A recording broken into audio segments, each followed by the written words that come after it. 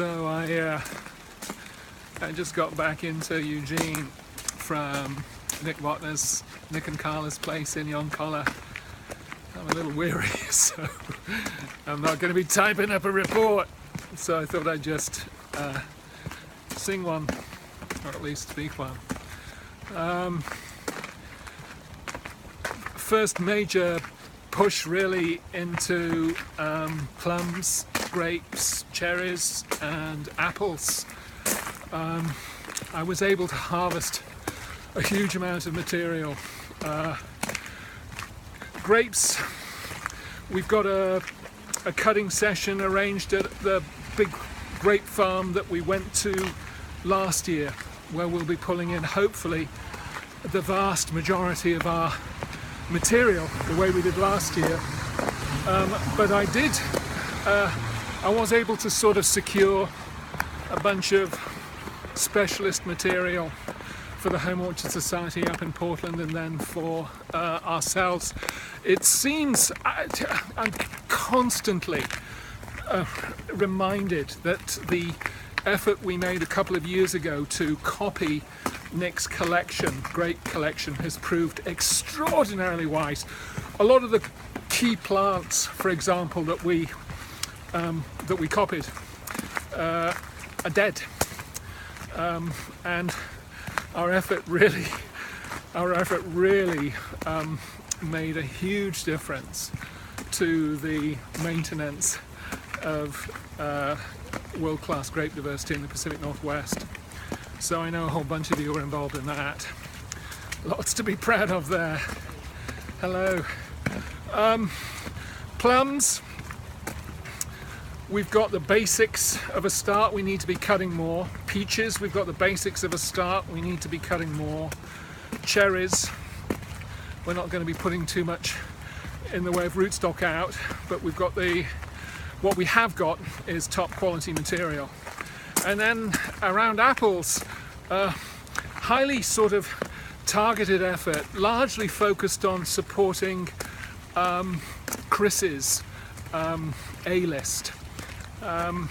What was very significant really about the experience of cutting wood there is the orchard's been completely cleaned out last year. It was totally overrun with blackberries and we thought we'd never see it again. But there's been a complete volte-face. So that made it easy to get around at speed and harvest from a lot of varieties rather than having to spend 10 or 15 minutes searching for one. I could move basically from variety to variety.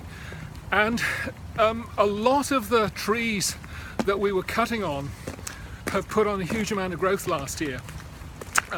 We've seen some interesting shifts at Nick's around the trees. There's been a massive fall off, for example, in terms of anthracnose infection, and a lot more sunlight getting in. So, and then of course, we're doing our job, or at least Chris is doing his job, in terms of the varieties that he asked me to go and collect. Most of the trees that we were collecting off were doing extraordinarily well. So I was able to collect a good amount of material, not only for him to take to California, but for us to put into the propagation fair. That's sort of his A-list.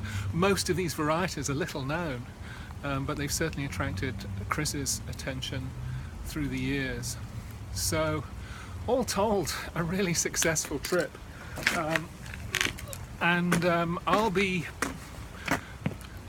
spending most of tomorrow, I think, preparing tailored care packages for Chris to take to California. He'll be heading down, I think, tomorrow evening.